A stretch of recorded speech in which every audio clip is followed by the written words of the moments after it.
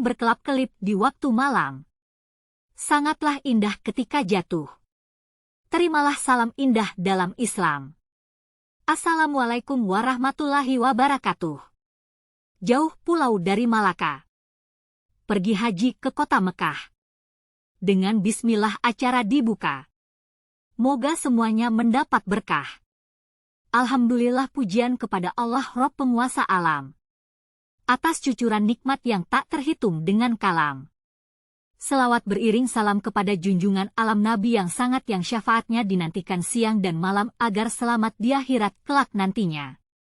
Yang kami hormati Bapak dosen, Bapak Ibu hadirin sekalian. Izinkan kami mempresentasikan makalah kami yang berjudul macam-macam software atau aplikasi dalam pembelajaran, penggunaan AI. Untuk presentasi yang pertama kami persilahkan kepada Saudara Susandi untuk menyampaikannya. Assalamualaikum warahmatullahi wabarakatuh. Terima kasih kepada Bu Nurmalia yang mengizinkan saya untuk membacakan makalah kami yang berjudul macam-macam software aplikasi pembelajaran berbasis AI. Sebelum kita mengetahui macam-macam AI ini terlebih dahulu saya akan membahas tentang pengertian AI. Apa itu AI? AI adalah kecerdasan buatan, seperti kepanjangan AI yaitu Artificial Intelligence. AI merupakan teknologi yang dirancang untuk membuat sistem komputer mampu meniru kemampuan intelektual manusia. AI memungkinkan komputer untuk belajar dari pengalaman, mengidentifikasi pola, membuat keputusan, dan menyelesaikan tugas-tugas kompleks dengan cepat dan efisien. Selanjutnya saya akan menyampaikan kelebihan AI. Kelebihan AI. AI memiliki beberapa kelebihan yang membuatnya menjadi teknologi yang sangat menjanjikan di berbagai bidang. 1. Kemampuan analitik. AI mampu menganalisis data dengan cepat dan akurat, bahkan dalam jumlah yang sangat besar. Hal ini memungkinkan pengambilan keputusan yang lebih baik dan prediksi yang lebih akurat. 2. Efisiensi tinggi. Dengan kecepatan pemrosesan yang tinggi, AI dapat menyelesaikan tugas-tugas dengan cepat dan akurat. Hal ini membantu menghemat waktu dan biaya dalam banyak bidang, seperti manufaktur, perbankan, dan logistik. 3. Pembelajaran mandiri. AI mampu belajar dari data yang ada dan meningkatkan kinerjanya seiring waktu. Dengan demikian, sistem AI dapat terus berkembang dan menjadi lebih cerdas seiring berjalannya waktu. 4. Pengambilan keputusan yang objektif. AI dapat memproses data secara objektif tanpa dipengaruhi oleh emosi atau bias manusia. Hal ini dapat mengurangi kesalahan dan meningkatkan akurasi dalam pengambilan keputusan. Selain kelebihan AI juga memiliki kekurangan. Kekurangan AI. Meskipun memiliki banyak kelebihan, AI juga memiliki beberapa kekurangan yang perlu diperhatikan. 1. Ketergantungan pada data. Performa AI sangat bergantung pada data yang digunakan untuk pelatihan. Jika data yang digunakan tidak representatif atau terkontaminasi oleh bias, maka sistem AI dapat menghasilkan hasil yang tidak akurat atau tidak adil. 2. Keterbatasan pemahaman konteks. AI cenderung memiliki pemahaman yang terbatas dalam memahami konteks yang kompleks. Misalnya, dalam pemrosesan bahasa alami, AI mungkin tidak mampu memahami makna yang tersembunyi atau nuansa dalam percakapan. 3. Keamanan dan privasi. Penggunaan AI dapat melibatkan risiko keamanan dan privasi data. Data yang dikumpulkan dan digunakan oleh sistem AI dapat rentan terhadap serangan atau penyalahgunaan oleh pihak yang tidak berwenang. 4. Penggantian pekerjaan manusia.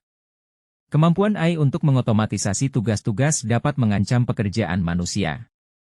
Pekerjaan yang sederhana dan berulang dapat digantikan oleh sistem AI, sehingga mempengaruhi lapangan pekerjaan tertentu.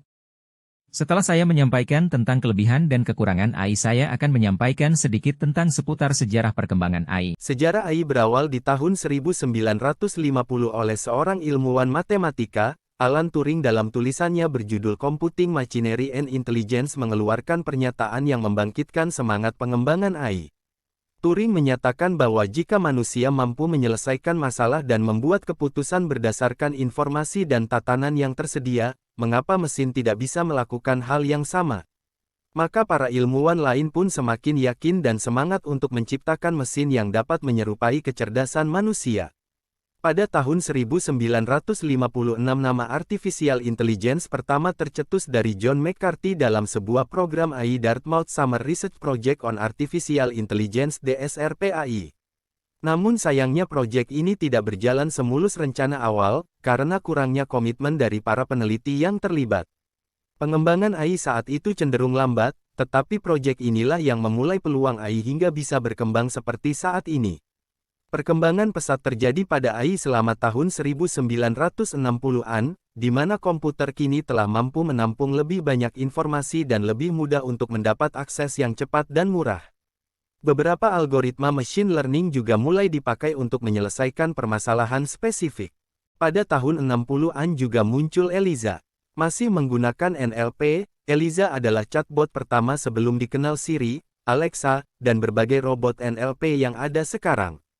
Pemerintah saat itu menaruh harapan besar akan kehadiran Eliza karena potensinya untuk menerjemahkan bahasa dengan sangat baik melalui data processing. Harapan ini meyakinkan pemerintah untuk memberi dukungan modal besar pada pengembangan AI di tahun 60-an. Memasuk tahun 70, Jepang menciptakan WABOT-1. Robot pintar pertama yang mampu bergerak, melihat, serta berbicara. Memasuki tahap akhir abad milenium, rupanya nasib AI cukup baik untuk memasuki abad baru ini. Banyak milestone yang dicapai AI selama tahun 90-an yang menjadi magnet pemikat untuk banyak perusahaan Amerika berinvestasi. Peran pemerintah Jepang yang yakin terhadap pengembangan komputer pintar juga berpengaruh pada pesatnya perkembangan AI di tahun 90-an.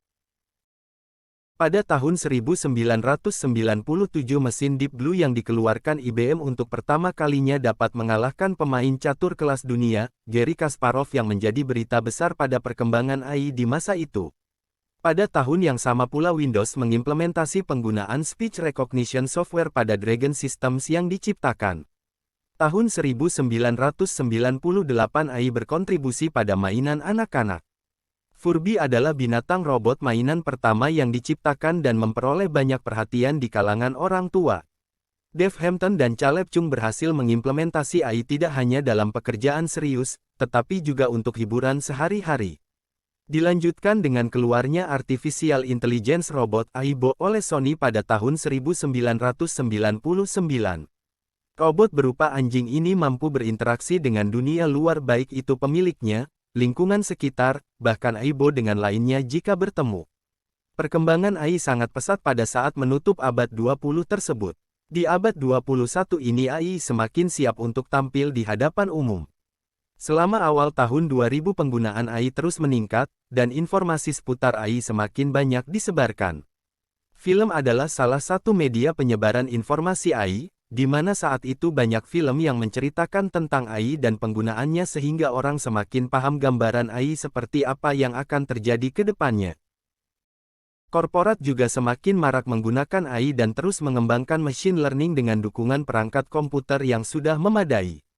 Pada tahun 2009 Google secara diam-diam telah memulai perancangan mobil tanpa pengemudi yang akhirnya diumumkan ke publik di tahun 2014 setelah lolos dari Nevada Self-Driving Test. Untuk sekarang kita sudah bisa mengatakan bahwa AI bukan lagi teknologi masa depan, melainkan teknologi saat ini.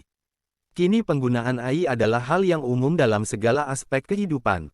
Dalam kehidupan sehari-hari pun kita akan bertemu dengan banyak pemanfaatan AI yang membantu kita lebih mudah menyelesaikan berbagai tugas. Siri yang dirilis Apple sejak 2011. Tentu menggunakan AI. Belanja di Amazon dengan bantuan Alexa. Ada AI di baliknya. AlphaGo yang fenomenal karena mengalahnya pemain Go profesional di tahun 2016. Itu adalah bentuk AI yang semakin canggih. Robot manusia bernama Sophia, apalagi kalau bukan hasil kecanggihan AI. Perkembangan AI yang sudah ada sejak 50 tahun lalu kini sudah mengalami banyak kemajuan. AI semakin pintar dan mampu membantu kehidupan manusia, bahkan memberikan jawaban yang lebih akurat atas suatu permasalahan. Kedepannya AI akan terus berkembang dengan berbagai kemungkinan yang dapat terjadi, bahkan yang tidak ada dalam bayangan kita sekalipun. Menurutmu inovasi apa yang akan dihasilkan berkat AI dalam 20 tahun ke depan? Demikian paparan yang saya sampaikan tentang pengertian, kelebihan dan kekurangan AI serta sejarah singkat seputar perkembangan AI. Selanjutnya saya kembalikan kepada Bu Nurmalia. Terima kasih. Terima kasih kepada Saudara Susandi yang telah menyampaikan pengertian dan kelebihan serta kekurangan AI berikut dengan seputar sejarah singkat perkembangan AI. Baik, selanjutnya kita akan mendengar pemaparan tentang macam-macam aplikasi pembelajaran berbasis AI yang akan disampaikan oleh Saudari Yuhani. Kepada Saudari Yuhani kami persilahkan. Terima kasih kepada Saudari Nurmalia yang telah mempersilahkan saya untuk memaparkan tentang macam-macam software atau aplikasi pembelajaran menggunakan AI. Dewasa ini telah banyak berkembang aplikasi yang menggunakan AI. Di dalam pemaparan saya ini saya hanya membatasi tentang aplikasi yang menggunakan AI di dalam dunia pendidikan yang digunakan di dalam proses pengembangan pembelajaran. Di antara aplikasi pembelajaran yang menggunakan AI adalah aplikasi untuk membuat media pembelajaran interaktif visual. Bisa menggunakan beberapa pilihan aplikasi berikut ini. 1. Microsoft PowerPoint, membuat presentasi dan video visual recording. 2. Google Slide, membuat presentasi slide. 3. LibreOffice, membuat presentasi slide. 4. Prezi, membuat presentasi berbasis frame canvas dinamis. 5. Focuskey, membuat presentasi berbasis frame canvas dinamis. 6. VideoScribe, membuat video berbasis whiteboard handwriting. 7. Whiteboard V, media canvas whiteboard online classroom. Animaker.com. 8. GoAnimate, membuat video animasi. 9. Powtoon, membuat video animasi. 10. Animis, membuat video animasi. 11. Flypaper, membuat video animasi. 12. Comic Strip Creator, membuat digital komik. 13. Clip Studio Paint Pro, membuat digital komik. 14. Comicpo, membuat digital komik. 15. Canva, membuat infografik dan poster. 16. DesignChap, membuat infografik dan poster. 17. Easy Testmaker, membuat soal kuis. 18. Classmarker, membuat soal kuis. 19. Quizizz, membuat kuis online. 20. Quizlet, membuat soal kuis. 21. Equasio, merancang media matematika online. 22. Scratch, membuat animasi dan cerita interaktif. 23. Padlet, membuat ruang belajar kelompok kolaborasi online. 24. Flipgrid, membuat ruang belajar kelompok kolaborasi media pembelajaran only berbasis visual. Bisa menggunakan beberapa pilihan aplikasi berikut ini. 1. Multimedia untuk pembelajaran online, Google Classroom, Microsoft Teams, Moodle, Vedena, Edmodo, Skologi, Pesona Edu, Fisikanet Lipi, Kelas Digital Rumah Belajar Kemdikbud, Laboratorium Maya Rumah Belajar Kemdikbud dan lain sebagainya. 2. Multimedia untuk latihan soal online, Google Form, Office Form, Quizizz, dan lain-lain. 3. Media pembelajaran berbasis web, WordPress EduBlogs, Blogspot, Google Site, Indonesia Montessori, Selingkar, Wolfram Alpha dan lain sebagainya. 4. Media pembelajaran online berbasis games, M-Edukasi Kemdikbud, games pembelajaran di Play Store, App Store, dan lain-lain. 5. Media pembelajaran untuk studi literasi, Google Search, Bing Search, Wikipedia, WikiHow. 6. Media pembelajaran literasi geografis, Google Maps, Bing Maps, Worldwide Telescope, Microsoft Photosync dan lain-lain. 7. Media pembelajaran terjemah bahasa, KBBI Online Kemdikbud, Google Translator, Bing Translator, Kamus Online dan lain sebagainya. 8. Media pembelajaran kelas jarak jauh, Zoom, Google Meet, WhatsApp VC Group, Skype, Microsoft Teams, Cisco Webex dan Ada beberapa software yang dapat digunakan dalam konteks pendidikan agama Islam untuk membantu pengajaran dan pembelajaran. Berikut adalah beberapa contoh. 1. Quran Companion. Ini adalah aplikasi yang memungkinkan pengguna untuk membaca, memahami, dan mempelajari Al-Quran. Aplikasi ini menyediakan terjemahan, tafsir, serta bacaan Al-Quran dengan berbagai qori terkenal. 2. Iprai. Salah Times dan Qibla Compass. Aplikasi ini membantu pengguna menemukan waktu-waktu salat yang tepat dan arah kiblat dari lokasi mereka. 3. Islamic Calendar Hijri Kalender. Aplikasi ini menyediakan kalender Hijri dan Gregorian serta tanggal penting dalam kalender Islam, seperti awal Ramadan atau Hari Raya Idul Fitri. 4. Sahih Al-Bukhari. Ini adalah aplikasi yang menyediakan hadis-hadis dari kitab Sahih Al-Bukhari, salah satu koleksi hadis terpenting dalam Islam. 5. Muslim Pro, Azan, Quran, Qiblah. Aplikasi ini menyediakan berbagai fitur, termasuk jadwal salat, bacaan Quran, panduan halal, dan banyak lagi. 6. Bayyinah TV. Bayyinah TV adalah platform pembelajaran Islam yang menawarkan kursus online tentang Al-Quran dan tafsirnya. 7. Quranik. Aplikasi ini membantu pengguna dalam memahami tajwid aturan pengucapan Al-Quran, dan memberikan bimbingan dalam membaca dengan benar. 8. Zakat Kalkulator. Aplikasi ini membantu menghitung jumlah zakat yang harus dibayarkan berdasarkan penghasilan dan harta seseorang. 9. Dua dan Azkar. Aplikasi ini berisi koleksi doa-doa, dan azkar yang sering digunakan dalam kehidupan sehari-hari dan dalam beribadah. 10. Tafsir Ibn Katsir. Aplikasi ini memungkinkan akses ke tafsir terkenal yang ditulis oleh Ibnu Katsir, yang merupakan tafsir Al-Quran yang dihormati dalam dunia Islam. 11. Hadith Collection. Ini adalah aplikasi yang berisi koleksi hadis-hadis Nabi Muhammad SAW dari kitab-kitab hadis terkenal. Multimedia pembelajaran interaktif online berbentuk audio visual. Bisa menggunakan beberapa pilihan aplikasi berikut ini. 1. Media pembelajaran kelas jarak jauh, Zoom, Google Meet, WhatsApp VC Group, Skype, Microsoft Teams, Jogja Belajar Kelas dan lainnya. 2. Multimedia pembelajaran berbasis video audio visual, Rumah Belajar Kemdikbud, YouTube, Vimeo, Jogja Belajar Budaya, Ruang Guru, Kui Percelas, Zenius Education, Sekolahmu, Kelas Pintar, dan masih banyak lagi lainnya. Demikian pemaparan saya tentang macam-macam software atau aplikasi pembelajaran menggunakan AI. Selanjutnya saya kembalikan kepada Saudari Nurmalia. Terima kasih kepada Saudari Yuhani yang telah menyampaikan pemaparan tentang macam-macam aplikasi pembelajaran menggunakan AI. Selanjutnya kita akan mendengarkan pemaparan dari Saudara Zulkarnain yang akan memaparkan tentang AI ditinjau dari Islam. Kepada Saudara Zulkarnain kami persilahkan. Terima kasih kepada Ibu Nurmalia yang telah memberikan kesempatan kepada saya. Saya akan memaparkan tentang teknologi AI dalam pandangan Islam. Menurut Profesor Muhammad Zakri Ahmad Nazri, Ketua Program Kedokteran S3 di Universiti Kebangsaan Malaysia, AI atau Artificial Intelligence atau kecerdasan buatan adalah ilmu dan teknik yang tertumpu pada metode komputer untuk memprogram suatu aplikasi dan mesin cerdas dengan meniru kepintaran manusia atau sunnatullah yang memelihara dan mengatur seluruh alam dan isinya yang ada di darat, laut, dan udara. Penjelasan yang menarik dari Profesor bidang kecerdasan buatan yang mengaitkan antara kecerdasan buatan dan sunnatullah.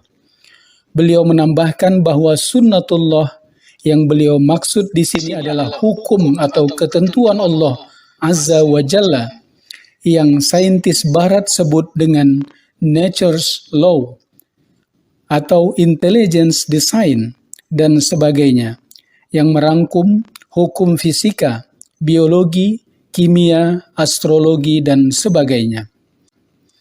Sunnatullah adalah suatu sistem dan peraturan yang ditentukan oleh Allah Ta'ala untuk manusia, hewan, dan semua jenis makhluk di dunia ini.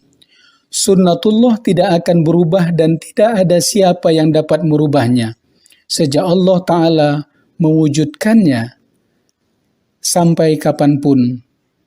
Allah berfirman dalam Quran surah Fatir, surah ke-35 ayat 45. A'udzu billahi minasyaitonir rajim.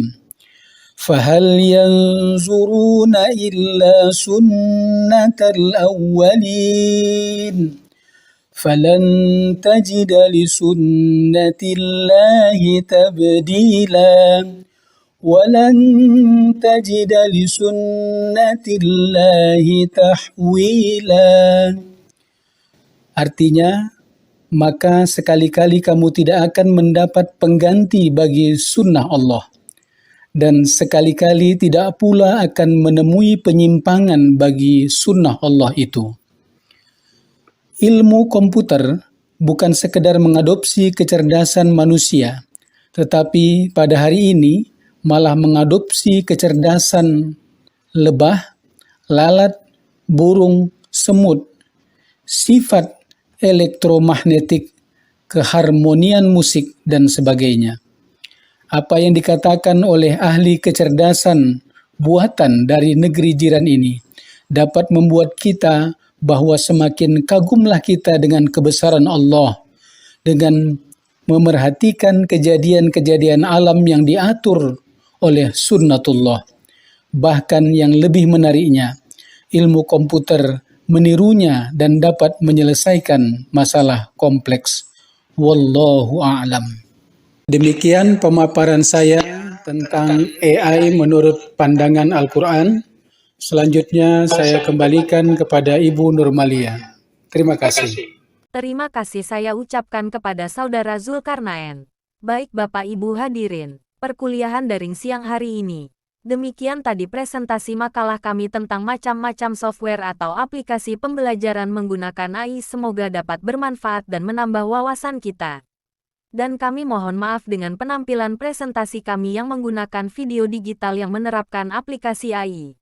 Akhir kalam kami ucapkan terima kasih atas perhatian. Dan kami tutup dengan Assalamualaikum warahmatullahi wabarakatuh.